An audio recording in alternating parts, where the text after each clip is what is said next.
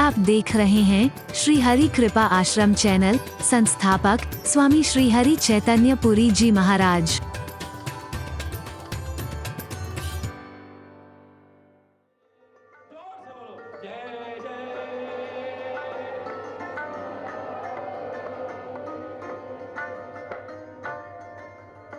जो लड़े दीन के हेत सूरा सोई जो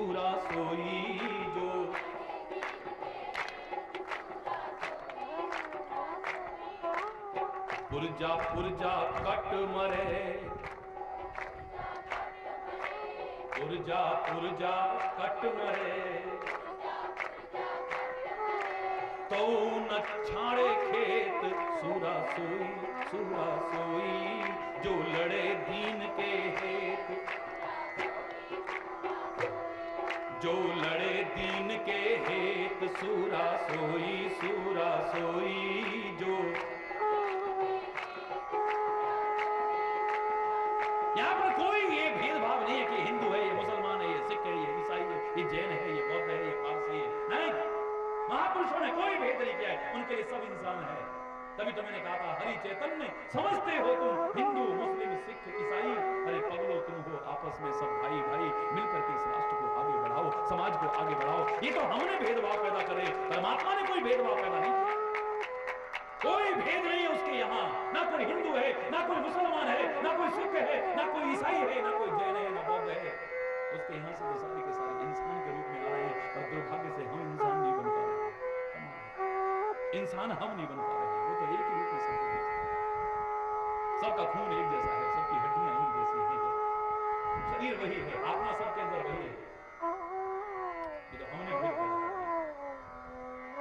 ऐसे लोगों ने कर दिए हैं जो समाज को तोड़ने की कोशिश करते हैं, राष्ट्र को तोड़ने की कोशिश करते हैं। और मैं तो कहता हूं कि अगर आप सबसे पहले तो इंसान समझिए अपने आप को, इंसान बनने की कोशिश कीजिए, और बाद में भारतीय बनने की कोशिश कीजिए, उसके बाद फिर हिंदू मुसलमान सिख ईसाई जैन बौद्ध चाहे जो बनने की कोशिश कीजिए। और सबसे पहले इंसानियत, सबसे पहले राष्ट्रीयता अपने अंदर लाने की कोशिश करो, तभी इस भारत में सबसे पहले आप इंसान हैं, उसके बाद में हिंदू और मुसलमान हैं, सिख ईसाई जैन बौद्ध हैं। अगर इंसान इंसान के दर्द को ना पहचाने, मानव के दर्द को ना पहचाने, हकीकत यह है कि हमने दर्द देखा नहीं है, इसलिए दूसरे के दर्द को नहीं पहचाना। जिसने दर्द देखा होगा वही दूसरे के दर्द को पहचानेगा।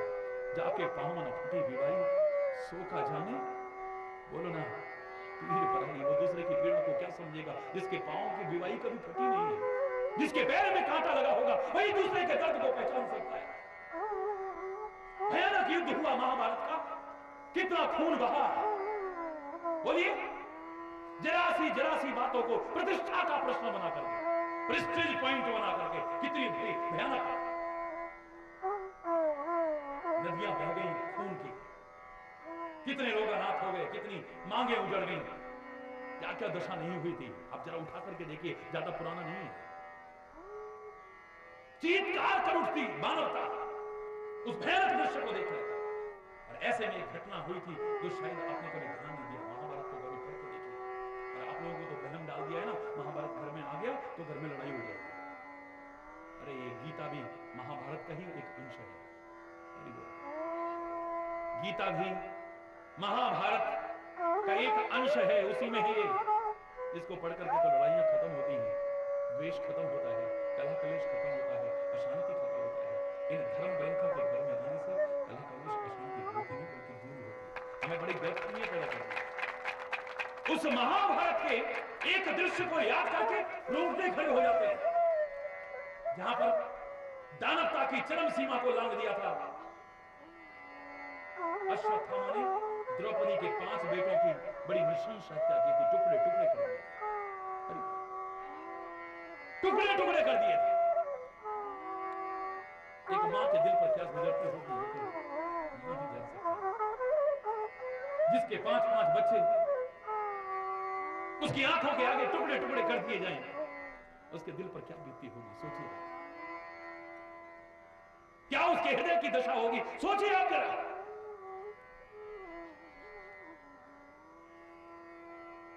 पांडव आए,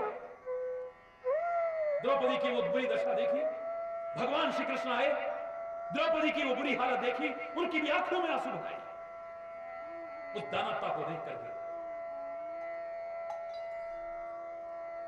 किसने किया है? बोले अश्वत्थामा ने इन पांचों के टुकड़े टुकड़े कर दिए, बड़ी निर्दयता पूर्वक जालिम होकर के उनको मारा। रोकती रही द्रौपदी, लेकिन अर्जुन कृष्ण को साथ लेकर के चला गया वहां से। और जहां परमात्मा हो वहां पर विजय ना हो, सफलता ना हो, यह कैसे हो सकता है?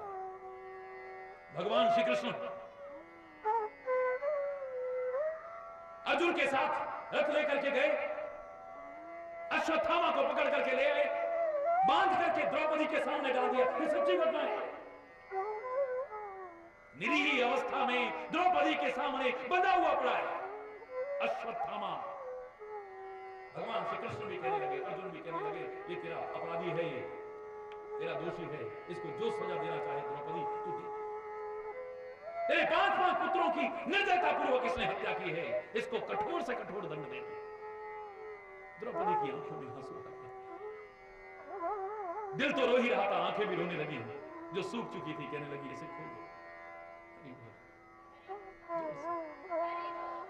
इसे खोल दो, क्या कह रही हो? इतनी मुश्किल से पकड़ के लाए हैं और इसे खोल दो। बोले मेरे सामने है, ऐसा मत करो, इसे निरीह अवस्था में बने हुए इसके टुकड़े टुकड़े मत करो। इसे योद्धा बनकर के युद्ध भूमि में इसके साथ जायज सलूक करना, लेकिन इस हालत में मेरे सामने मत करना। तेरे सामने, तेरे मन में बदले की भावना नहीं है? बोले मैं जानती हूं मां का दिल क्या होता है। 5 बेटे मरे हैं, अब मां की ममता को मैं समझी हूं। कम से कम मेरे सामने कुछ ऐसा ना हो जाए कि एक और मां फिर रोने को तैयार हो जाए, इसलिए छोड़ दो इसे मेरे सामने। ऐसा जिसने वो दर्द देखा है वो दूसरे के दर्द को पहचानेगा, जिसने दर्द देखा ही नहीं वो किसी के दर्द को क्या पहचानेगा? जिसने पीड़ा देखी है वो दूसरे की पीड़ा को पहचान सकता है, जिसने दुख देखा है वो दूसरे के दुख को पहचान सकता है, जिसने गरीबी के दिन देखे हैं वो गरीब की दशा को पहचान सकता है, जिसने भूख देखी है वो भूखे की हालत को पहचान सकता है। क्यों हमारे यहां कहा जाता है व्रत करो, रोजे रखो, उपवास करो? काहे के लिए किया जाता है? क्योंकि तुम्हें पता लगे कि भूख क्या है, क्योंकि तुम्हारे पास तो इतना कुछ है, नालियों तक में बहाते हो, तुम्हें नहीं पता है कि भूख क्या है। अब सारा दिन जब व्रत रखोगे, आजकल का व्रत नहीं जो सारा दिन खाते रहोगे, सही तरह से जैसे व्रत रखने को कहा वो व्रत रखो, तुम्हें पता लगेगा भूख क्या होती है। और शाम तक जब कुछ खाने को ना मिले तुम्हारी क्या दशा होती है, फिर तुम दरवाजे पर आए एक भूखे को दुत्कार करके नहीं भागोगे, कम से कम 2 टुकड़े उसे देकर के भेजने की कोशिश। ये खाली कहानियां किसी नहीं है, इनसे प्रेरणा लेने की कोशिश करो, इसके भाव को समझने की कोशिश करो। ऐसे लोग शूरवीर रहे। अश्वत्थामा ने बहुत बड़ा काम कर दिया, कहा किसी ने? दुर्योधन ने कितनी खून की नदियां बहा, कहा किसी ने? उनको तमगा नहीं मिला कभी, लेकिन राष्ट्र की रक्षा करते हुए कोई होता है उसे शहीद कहते हैं, ये नहीं कहते मर गया, उसको सम्मान पूर्वक याद किया जाता है। किसी की रक्षा करते हुए, किसी का सम्मान रखते हुए, किसी का जीवन बचाते हुए जो अपने प्राण देता है उसको सम्मान दिया जाता है। ऐसे लोग तो निंदा के पात्र हैं, सारी दुनिया घोर निंदा करती है। एक मुल्क नहीं सारी अवाम उसकी निंदा करती है, ऐसे अमानवीय कृत्य करने वाले। काम वही है, मारा उन्होंने भी, लेकिन दूसरे को तमगे दिए जाए, एक निंदा की जाए। क्यों? क्योंकि एक ने मानवता की रक्षा की है। तमगा तो क्या परमात्मा भी मिल जाए तो कोई छोटी बात नहीं। सीता की जान बचाते बचाते, सीता की इज्जत बचाते बचाते अगर जटायु ने अपनी जान भी खो दी है तो परमात्मा की गोदी मिली है, परमात्मा का प्यार मिला है, परमात्मा का दुलार मिला है। जटायु, बूढ़े जटायु ने अपने बुढ़ापे की परवाह न करते हुए, सामने कितना बड़ा शक्तिशाली रावण है इसकी परवाह न करते हुए, लेकिन एक नारी की, एक अबला की लाज बचाने की कोशिश की और उसके लिए जान भी कुर्बान कर दी। जान तो तुम लड़ झगड़ के भी कुर्बान कर रहे हो।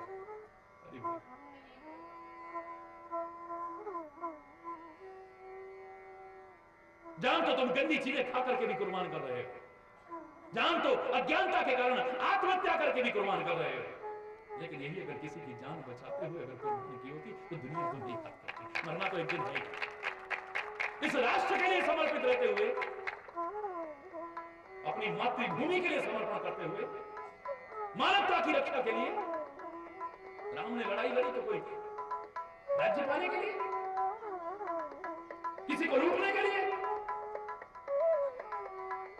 अगर ऐसा होता तो फिर किष्किंधा का राजा राम ही बना होता, सुग्रीव न बना होता। लंका का युद्ध जीतने के बाद राजा वहां का राम बना होता, विभीषण न बनता था। उनका उद्देश्य ये नहीं था कि अपनी सीमाएं बढ़ा लो, उनका उद्देश्य ये नहीं है कि इनकी प्रॉपर्टी को हड़प लो, इनके खजाने को लूट लो। उनका उद्देश्य ये नहीं था कि लोगों पर रौब जमाओ, रुतबा जमाओ। उनका उद्देश्य था कि मानवता के जो विरोधी हैं, राष्ट्र विरोधी हैं, समाज विरोधी तत्व हैं, उनको इस दुनिया से खत्म करने की कोशिश की जाए और समाज के अंदर शांति का वातावरण पैदा करने की कोशिश, धर्म की संस्थापना करने की कोशिश की है। गुरु गोविंद सिंह ने लड़ाई लड़ी है तो काय के लिए? ये महापुरुषों ने, संतों ने लड़ाई लड़ी। बातें करते हैं लोग, क्यों? कहीं का राजा बनने के लिए की क्या? संत तो वैसे ही बगल में कौड़ी ना हो, बच्चा बच्चा महाराज कहता है, बादशाह बादशाह कहता है। वो तो बिना ताज का भी बेताज बादशाह है, उसे किसी राज्य सत्ता पाने की कोशिश करने की आवश्यकता नहीं।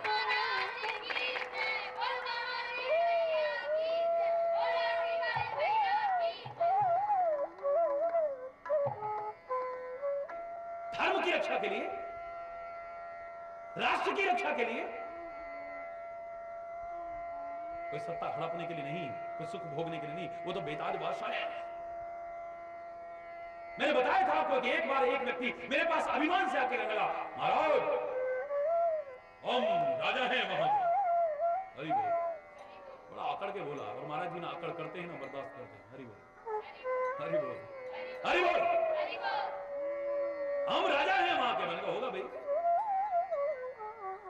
सारे लोग बैठे हुए थे बेचारे दरियों पर, और उसने कालीन निकलवाया और उसमें बड़े आराम से बैठा। लेकिन वो बैठा और हम उठ के चल दिए वहां से, क्योंकि अहंकार जहां आ जाएगा वहां संत नहीं रहेगा, वहां गुरु नहीं रहेगा, वहां परमात्मा नहीं रह सकता है। मैं उठा अपने कक्ष में चला गया। 5 मिनट बाद वो व्यक्ति, ये सच्ची घटना है, पैदल यात्रा की पुस्तक में मैंने उल्लेख नहीं किया है।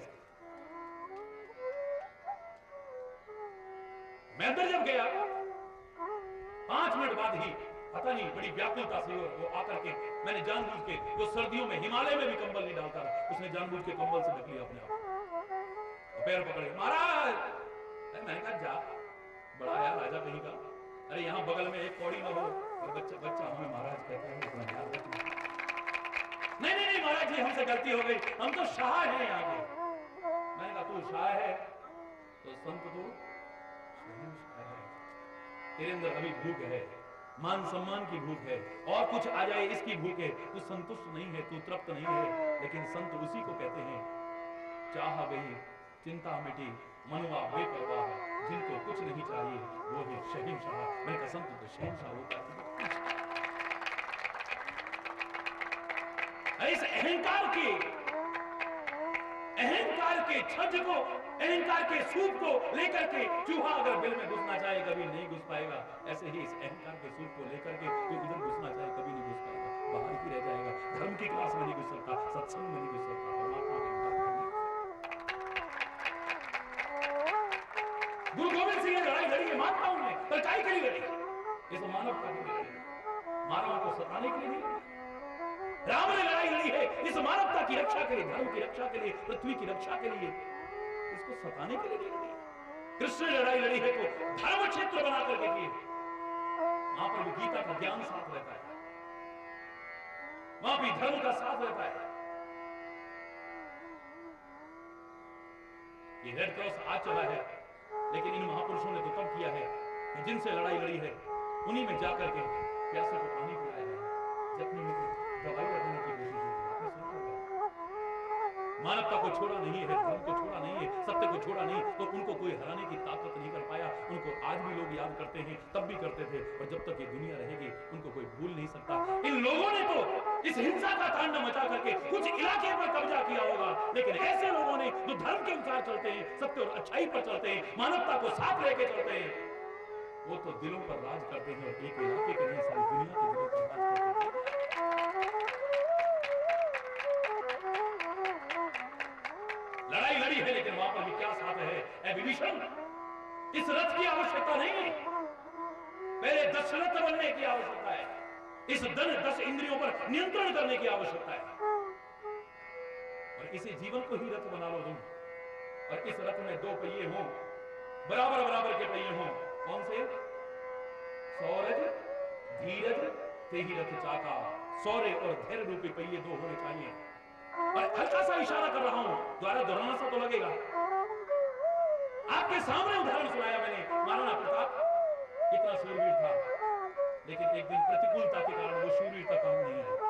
विपरीत परिस्थितियां आ गई, प्रतिकूल परिस्थितियां आ गई, सेना खत्म हो गई, परिवार छूट गया, राजपाट छूट गया, खजाना छूट गया, सब कुछ छूट गया, जंगल में चला गया। लेकिन धैर्य नहीं खोया। खाने को नहीं है, लेकिन धैर्य, बोलो जोर से, नहीं खोया। घास की रोटी जैसे तैसे बनाई है, उसे देख करके भी इतने बड़े आदमी में धैर्य। और वो जो रोटी बनाई, बच्चे को बिलखते देख करके उसे देने लगे, इतनी देर में जंगली बिलाव उसे भी लेकर के भाग गया। लेकिन आप सुनते होंगे, ये तो किताबों में पढ़ाया जाता है।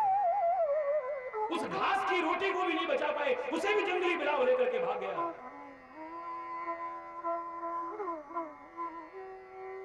लेकिन धैर्य नहीं छोड़ा है। शौर्य के साथ साथ अगर धैर्य को नहीं छोड़ा, तो एक दिन महाराणा प्रताप विजयी हुआ, उसे कोई हराने की ताकत नहीं है। और वैसे भी धैर्य की परीक्षा कब होती है? धीरज, धर्म, मित्र और नारी, आपद काल, इन चारों की परीक्षा तो मुसीबत के टाइम पे ही होती है, संकट के समय होती है, विपत्ति के, भगवान ना करे कभी आए, लेकिन परीक्षा तो कभी होगी। अरे हिमालय में रहते हुए कोई कहे कि मैंने क्रोध को जीत लिया है, और वहां कोई लड़ने नहीं आ रहा, तो तुम्हें गुस्सा कैसे? जहां माहौल ऐसा हो, और फिर आदमी हंसता रहे, और फिर हंसाने की कोशिश करे, फिर अपने गुस्से को कंट्रोल करे, उसको कहूंगा मैं गुस्से को कंट्रोल है। जब परीक्षा ना हो तो कैसे पता हो? हिमालय में बैठ करके कोई कहे कि मैंने लालच को जीत लिया, जहां कोई चढ़ाने नहीं आया, मैं कैसे मानूं? अरे भाई, और जहां कोई चढ़ाने नहीं आया है, तो मैं कैसे मानूं कि तुम्हें लालच नहीं है? तुम्हारे अंदर त्याग भावना है। यहां रहें और सब कुछ आए, और फिर आपके अंदर लालच ना हो, फिर भी त्याग भाव हो, फिर भी आप वही सादगी से रहें, तब मैं सोच सकता हूं कि आपने इस पर विजय प्राप्त किया।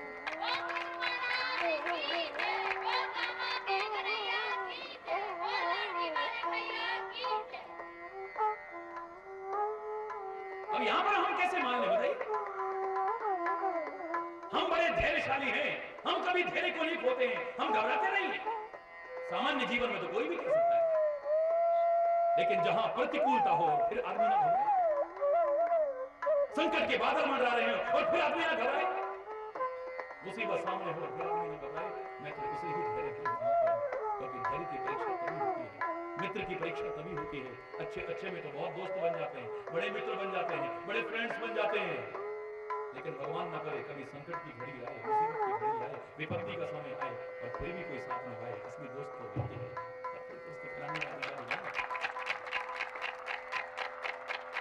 मैं आपसे बड़ा प्यार करती हूं, ये कहने वाली नारी अनुकूलता में हो सकती है, उसकी हर मांग पूरी कर रहे हैं, हर बात का ध्यान रख रहे हैं, तब कोई कहे कि मैं हे पतिदेव आपसे बहुत प्यार करती हूं। सरल है, लेकिन राम की तरह राज तिलक होते होते वनवास हो जाए, और फिर भी सीता की तरह साथ न छोड़े, उस संकट की घड़ी में भी तो नारी तो असली कहना है। भगवान ना करे कभी ऐसी मुसीबत आए, ऐसा समय आए, और फिर भी साथ न छोड़े। हिमालय पर रह करके भी, कैलाश पर्वत रहकर भी पार्वती माता, वो दुर्गा माता शंकर के साथ खुश होकर रहे। शमशान में भी रहना पड़े तो शंकर के साथ रहे, खुश होकर के रहे, असली नारी को मैं नहीं कह रहा ऐसा हो किसी के साथ, लेकिन भगवान ना करे कभी किसी के साथ प्रतिकूल स्थिति आए, और तब भी साथ ना छोड़े। असली नारी वही है, तब भी साथ ना छोड़े। असली मित्र वही है, तब भी साथ ना छोड़े। असली धर्मात्मा वही है, और तब भी साथ ना छोड़े। असली धैर्यवान वही है। दूसरा तो खाली कह सकता है अनुकूलता में, धैर्यशाली नहीं कहला सकता, धर्मात्मा नहीं कहला सकता, मित्र नहीं और नारी भी नहीं कहलाने लगा। धीरज धर्म मित्र और नारी आपन काल पुरुष ही नहीं चले। बहुत शौर्य है गुरु गोविंद सिंह के अंदर, बड़ी ताकत है गुरु गोविंद सिंह के अंदर, बड़ी वीरता है गुरु गोविंद सिंह के अंदर, राष्ट्रभक्ति कूट कूट के भरी है गुरु गोविंद सिंह के अंदर। लेकिन एक दिन ऐसा आया, परिवार छूट गया, अपनी आंखों के सामने बच्चे दीवारों में चिल्ला दिए गए, सेना भी खत्म हो गई, रसद भी खत्म हो गया, जगह जगह भटकना पड़ा, और ऐसे में भी धैर्य को नहीं छोड़ा, फिर भी अपने काम पर लगा रहा। गिने चुने लोग भी लग मिले, उनको भी सवा लाख से लड़ने वाला एक एक तैयार कर दिया, उसमें भी अपनी हिम्मत नहीं हारी और धैर्य को नहीं खोया, शूरता के साथ साथ। तो एक दिन उन्हीं की विजय हुई, दूसरे की विजय नहीं हुई, वो कभी पराजित नहीं हो सकता। शौर्य और धैर्य रूपी पहियों के ऊपर जो रथ टिका हुआ, हरि बोल, वो रथ कभी भी टूट नहीं सकता, वो रथ कभी गिर नहीं सकता है, इतना मजबूत वो रथ होगा। उस रथ को तोड़ने की किसी की हिम्मत नहीं है, उस रथ को कभी गिराने की किसी की हिम्मत नहीं है, और उस रथ पर सवार व्यक्ति को हराने की, बोलिए, हिम्मत नहीं है। और सबसे पहले रथ पर ध्यान गया है, नींव पर ध्यान गया है, क्योंकि नींव मजबूत होनी चाहिए। कल मैंने आपसे कहा था, ये राष्ट्र मैं नमन करता हूं सरदार भगत सिंह को, नमन करता हूं सुभाष चंद्र बोस को, नमन करता हूं चंद्रशेखर आजाद को, नमन करता हूं बड़े बड़े उन अमर शहीदों को, लेकिन उनके हम नाम जानते हैं, पर हम ये भी जानते हैं कि लाखों ऐसे हैं जिनके बारे में हम तो क्या कोई भी नहीं जानते, लेकिन उन्होंने भी शहादत दी। उनका नाम कोई ना जानता हो, लेकिन वो नींव के पत्थर बन गए हैं। आज ये राष्ट्र खड़ा है तो वो नींव के पत्थर, जिनको कोई देख भी नहीं पाता, जिनका नाम भी कोई नहीं जानता, उन्हीं के ऊपर ये मजबूत दीवार खड़ी हुई है, ये मजबूत राष्ट्र खड़ा हुआ है, वरना तो कब का भाषा ही हुई है। नींव के पत्थर बने, कोई हमें देखे, कोई हमारे गुण करे, कोई हमारी जय जयकार करे, उनके मन में कभी आया ही नहीं। हमें भी कोई पद मिल जाए, उनके मन में कभी आया ही नहीं। ऐसे लाखों अमर शहीद होंगे जिनके बारे में बेनाम, जिनको कोई जानता भी नहीं, जिनके बारे में किसी को पता भी नहीं, लेकिन उनके जब एक एक करके किस्से आज पता लग रहे हैं, तो दिल में अजीब सी स्थिति होने लगती है उनको सुन करके।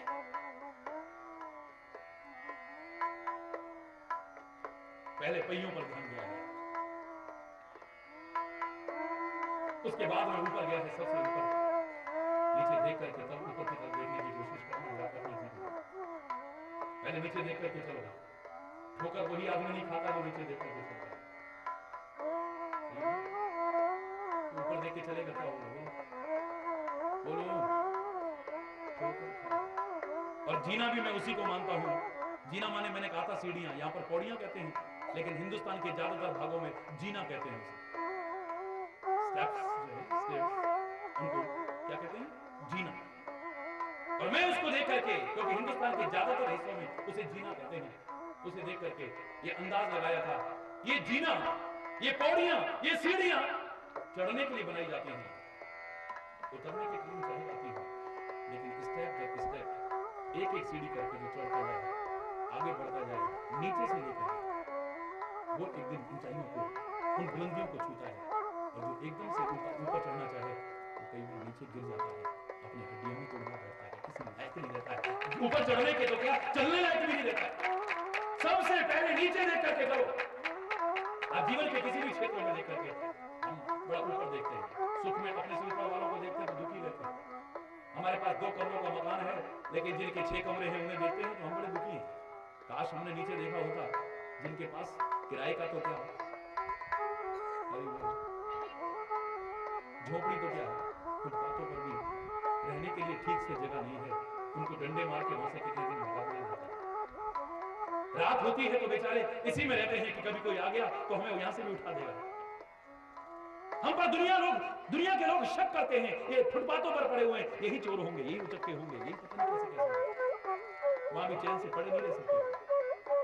लाखों करोड़ों किस हालत में रहते हैं, इसे देखोगे तो तुम 1 कमरे के मकान में भी बड़े खुश होकर रहोगे। परमात्मा करे आपको 1000 कमरे का भी मिले, आगे तरक्की करते रहो, लेकिन नीचे देख के चलोगे तो कभी दुखी नहीं होगे। सुख में अपने से ऊपर देख करके आप दुखी होते हैं, कितना भी सुख होने के बावजूद आपको कमी महसूस होती है, आप परेशान रहते हैं, दुखी रहते हैं। और दुख में अपने सिर ऊपर वाले को देखो ना, अगर देखने की आदत है तो देखो अपने सिर ऊपर वाले को।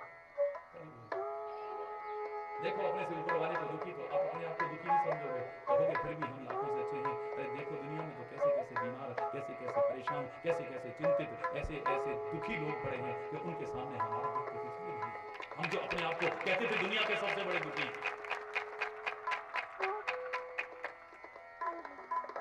एक की शादी नहीं हो रही इसलिए दुखी है,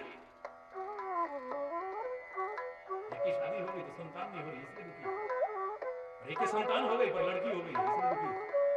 स्कूल को चलाने वाला तो कोई है नहीं, और जिसके पास नहीं है ना वो कहता है हे भगवान ये मेरी कुख को जो ये कलंक लगा है ना ये दूर हो चाहे लड़की दे दो, लेकिन जिसकी हो गई है वो संतुष्ट नहीं है, वो कहता है क्या है फिर लड़की दे दी बोलो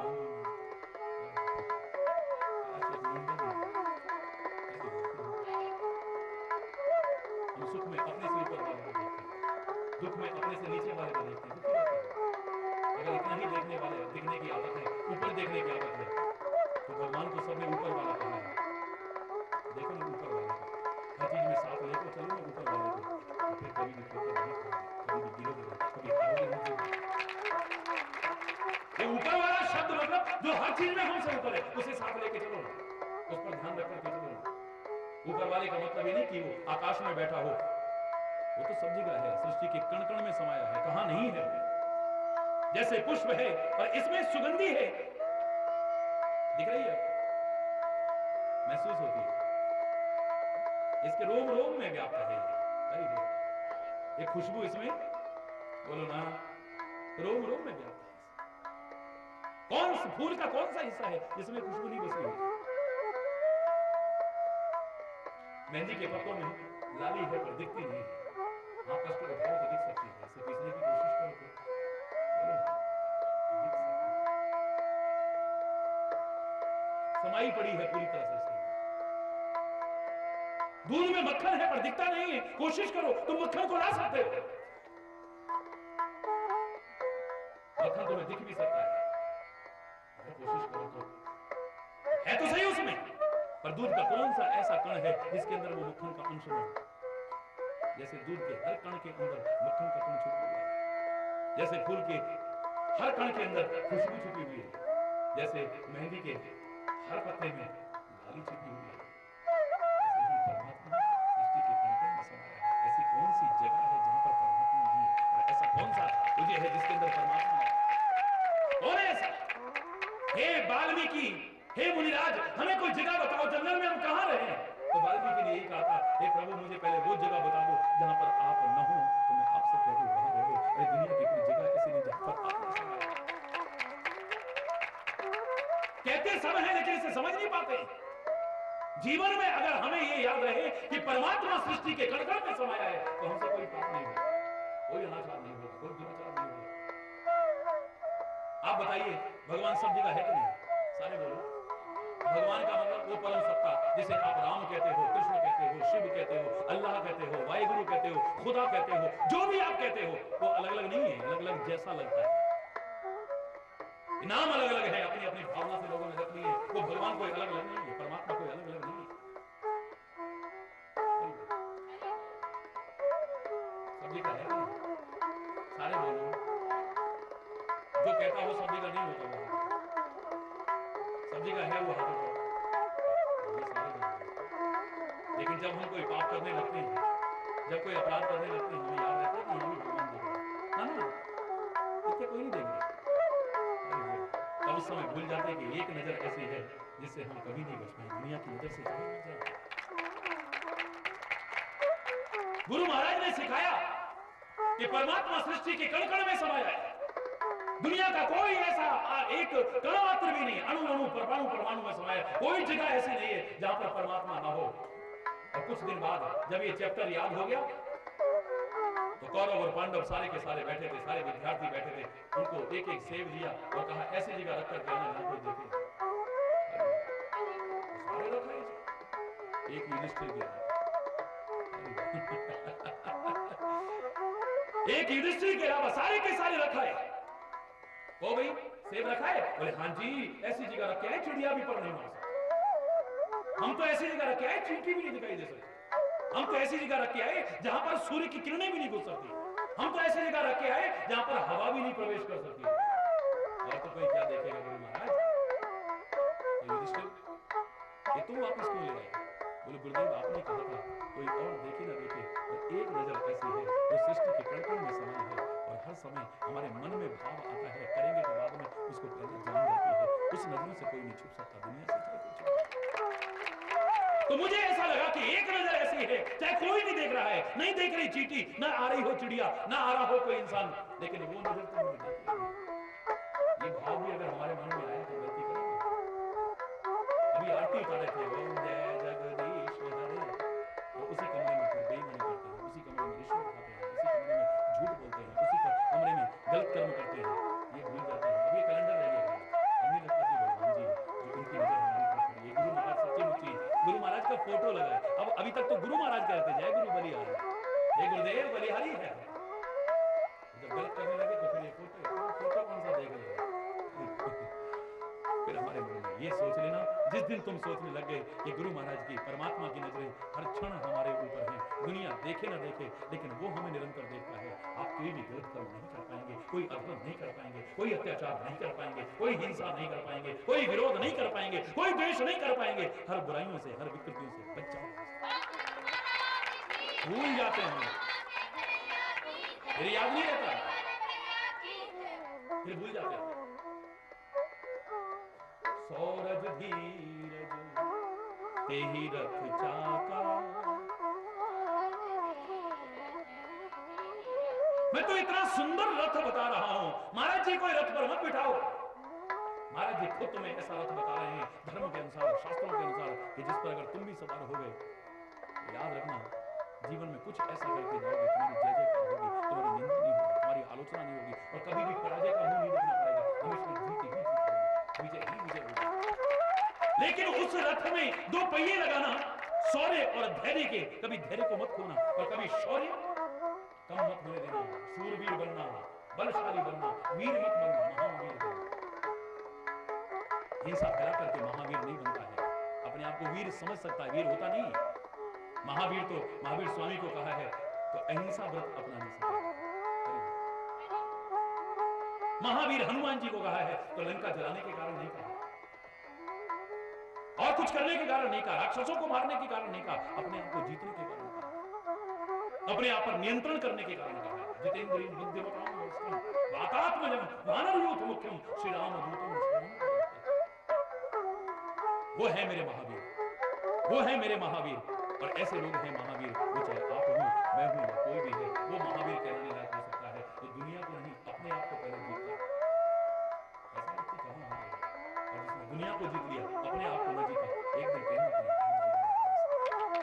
आ जाएगा, कहीं ना कहीं। तो शौर्य, और शौर्य भी कैसा, पराक्रम भी कैसा, ताकत भी कैसी, जो दूसरों पर जुल्म ढाने के काम ना आए, दूसरों को सताने के काम ना आए, आतंक फैलाने के काम ना आए, जो लड़े दीन के हेत, शूरवीर वही है, शौर्य वही है असली, जो दीनता के लिए लड़ता है, दीन के लिए लड़ता है, ईमान के लिए लड़ता है, धर्म के लिए लड़ता है, राष्ट्र के लिए लड़ता है। जबरदस्ती उसे जिहाद का रूप देने की कोशिश नहीं करता है। हरि बोल, और जोर से, नहीं,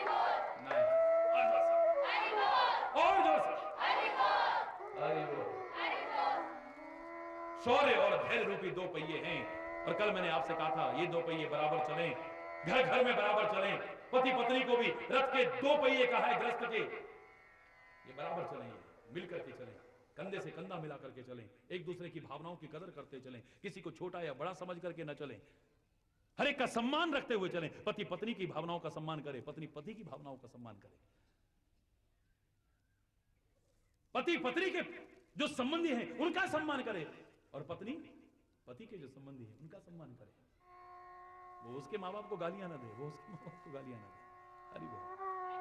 तो बड़ा बुरा लगता है उस समय ना, देखो और सब ठीक है, मेरे मम्मी पापा तक मत जाना, वही लड़ाई शुरू हो गई।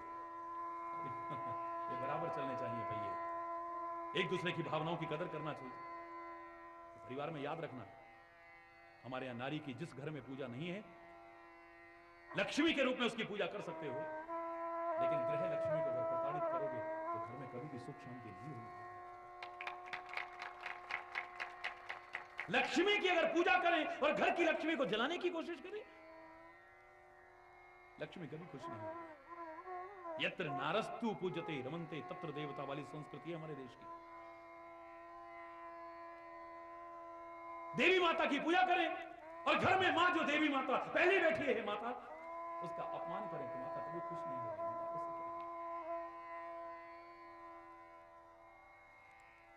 इतने तीर्थों पर जाकर के या घर में जागरण करा के जय माता दी जय माता करें, लेकिन इस भारत माता पर कष्ट आया है और इसके लिए हमारे मन में कोई चिंतन ही ना आए, तो पहले ये जन्म देने वाली मां, फिर जिस पर रहते हैं वो भारत मां, इस पृथ्वी पर जो अत्याचार बढ़ रहा है उस पृथ्वी मां, गौ की जो हिंसाएं हो रही है उस गौ मां, गंगा जो बिल्कुल गंदी करते जा रहे हैं हम लोग उस गंगा मां, इन माताओं का अगर सम्मान ना किया तो वो माता भी कभी खुश होने वाली नहीं है। जो सामने हमारी मां है, पहले उनका सम्मान करना सीखो, पहले उनका सम्मान करना सीखो।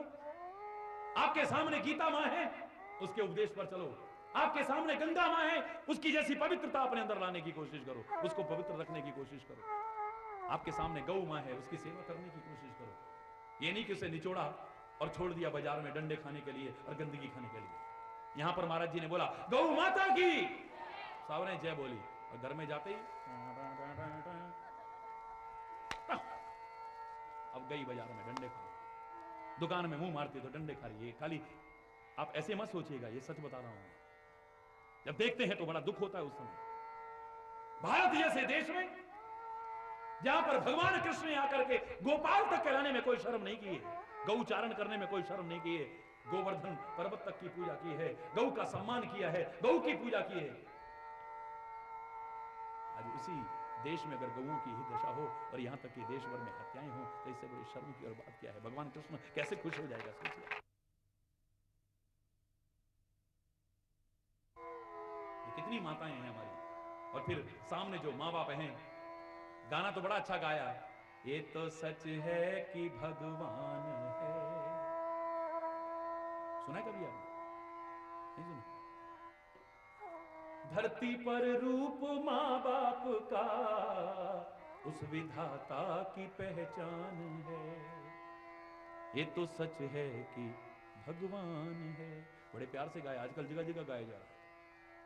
ये तो सच है कि भगवान है, पर इस धरती पर माँ बाप के रूप में हमारे सामने विराजमान है। अरे गीत गाने वालों, काश तुमने एक इंसान भी उन्हें समझा होता, उनके दिल के दर्द को समझा होता, उनकी सेवा करने की कोशिश की होती, तो फिर तो जीवन में कुछ होता, वो भगवान भी खुश हो गया होगा। महाराज जी एक वृद्ध आश्रम बना दो, जमीन हम दे देंगे। अच्छा करो, क्यों? वृद्ध लोग तुम्हें भार लगने लगे। 9-10 महीने इन्होंने गर्भ में तुम्हारा भार उठाया था, जन्म देकर के गोदी में तुम्हारा भार उठाया था, लेटे तो सीने पर तुम्हारा भार उठाया था, घुमाने ले गए तो कंधे पर तुम्हारा भार उठाया था। कितने बड़े थे तुम, घर में आए आपा घोड़ी बन जाओ, पीठ पर भार उठाया था। जिनके लालन पोषण का जीवन भर भार उठाया, अब वो बुजुर्ग हो गए तो तुम्हें भार लगने लगे। इससे बड़ी शर्म की बात क्या है? अब मैं तो इसके बारे में कहूंगा तो कुछ और हो जाएगा। ये बड़ी शर्म की बात है। अपने देश की संस्कृति को पहचानो। ये कह रहे हैं कि शौर्य और धैर्य जैसे 2 पहिए अगर हों और उसके ऊपर झंडा काय का लगाओ, सत्य और शील का झंडा फहरा रहा हो, तो उस झंडे को तो कोई तीर मारेगा गिरा देगा, बंदूक की गोली मारेगा गिरा देगा, जो आप लोग लगाते हो रथ पर। लेकिन ये सत्य और शील का जो झंडा है, आपके स्वभाव का जो झंडा है, अगर आपने इसे फहराया तो दुनिया में किसी की ताकत नहीं होगी जो कभी भी उसे गिराने की कोशिश करे, उसे झुकाने की कोशिश कर सके। आपका झंडा हमेशा फहराता रहेगा, दुनिया में कोई उसे झुका नहीं पाएगा। जीत हमेशा, अब जगह जगह लिख तो दिया सत्यमेव जयते। हरि बोल। जीत किसकी होती है? जहां असत्य का बोलबाला होगा वहां भी लिखा होगा सत्यमेव जयते। हरि बोल। मजाक सा लगता है, काश इसे समझा होता जो हमने लिखा हुआ है जगह जगह। जहां पर झूठ ही चलता है, झूठ के अलावा कुछ सच चला तो मैं शायद तो बेगुनाह बेचारा फंस जाएगा। ये आप भी ज्यादा जानते हैं, मैं इसके बारे में नहीं बोल रहा हूं। वहां पर भी लिखा होगा सत्यमेव। देखा है? लिखा हुआ देखा कभी? कमाल है। कहा सत्य की जय होती है और बढ़ावा दे रहे हैं असत्य को। याद रखना, ये असत्य फलता फूलता नजर आएगा, लेकिन कभी अंत इसका अच्छा नहीं होगा असत्य का।